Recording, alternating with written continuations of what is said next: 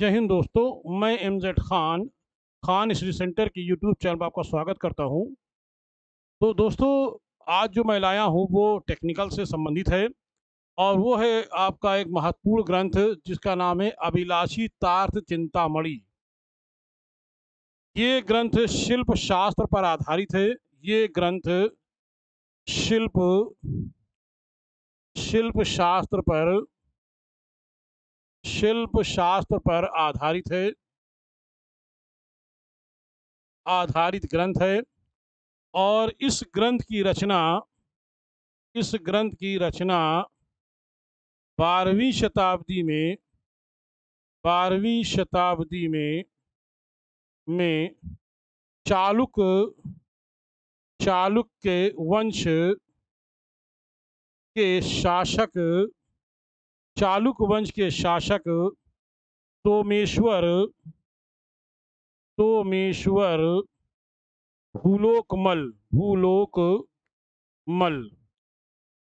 सोमेश्वर भूलोकमल ने इसकी रचना की थी। फिर ध्यान दीजिए, मैंने कहा है कि अभिलाषी तार्थ चिंतामणि नामक ग्रंथ जो शिल्प शास्त्र पर आधारित ग्रंथ है और इस ग्रंथ की रचना 12वीं शताब्दी में चालुक्य वंश के शासक सोमेश्वर भूलोकमल ने इसकी रचना की थी। क्लियर है? सोमेश्वर भूलोकमल ने इसकी रचना की थी। इस ग्रंथ में इस ग्रंथ में रस ताल रस ताल गुण, ठीक है, लक्षण, वर्तिका वर्तिका मतलब होता है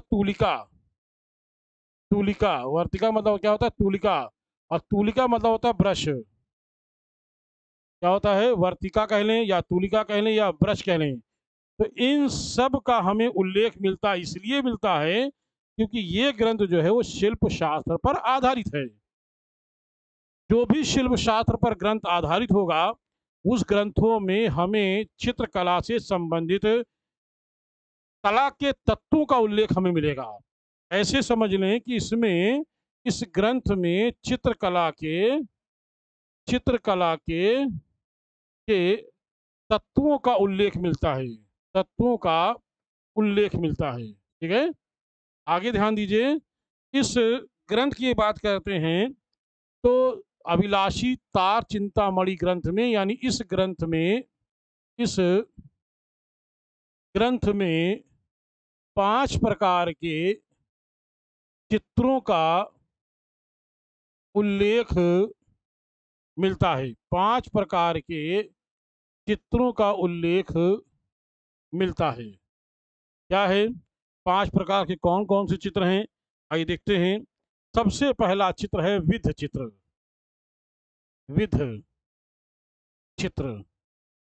ये ये सबसे पहला चित्र है विध चित्र। इसकी बात करते हैं, ध्यान दीजिएगा। विध चित्र वह चित्र जो सादृश्यपूर्ण चित्र हो। विध किसे कहते हैं? वह चित्र जो सादृश्य पूर्ण चित्र हो, सादृश्य पूर्ण हो, उसे विध चित्र कहते हैं। यानी जो देखकर बनाया गया हो, पूर्णतया हूबहू चित्र हो, ऐसे चित्र को विध चित्र कहते हैं। दूसरा क्या है? दूसरा है अविध चित्र। दूसरा है अविध चित्र। वह चित्र वह चित्र जो जो आकस्मिक वह चित्र जो आकस्मिक, ठीक है, वह चित्र जो आकस्मिक बनाया गया हो बनाया गया हो उसे कहते हैं अविध चित्र। आकस्मिक मतलब जो अचानक बना दिया गया हो, मतलब जिसको उम्मीद भी नहीं थी और अचानक बना दिया जाए, ऐसे चित्र को हम कहते हैं क्या? अविध चित्र कहते हैं। तीसरा क्या है?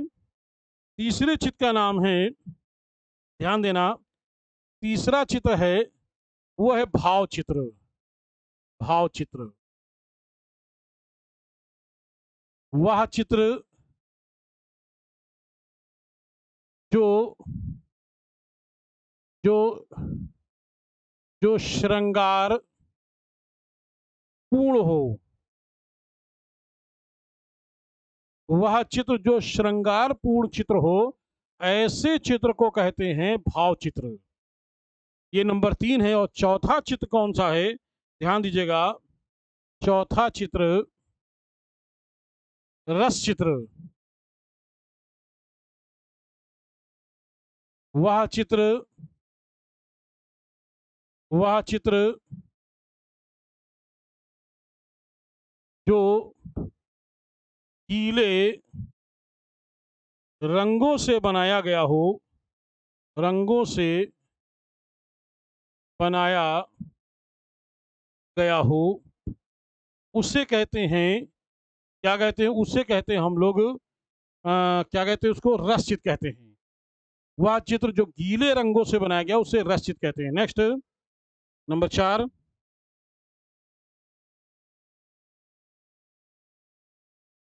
धूलि चित्र।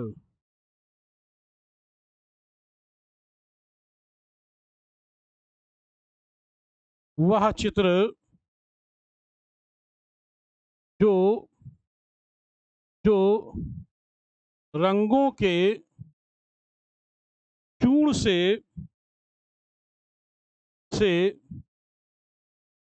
बनाया गया हो। मैंने क्या कहा है, जो रंगों के चूर्ण से बनाया गया हो, ऐसे चित्र को हम धूलि चित्र कहते हैं। और ये पांचों प्रकार के चित्रों का उल्लेख हमें अभिलाषी तार्थ चिंतामणि नामक ग्रंथ में मिलता है, जिसकी रचना चालुक्य वंश के शासक सोमेश्वर भूलोकमल ने की थी।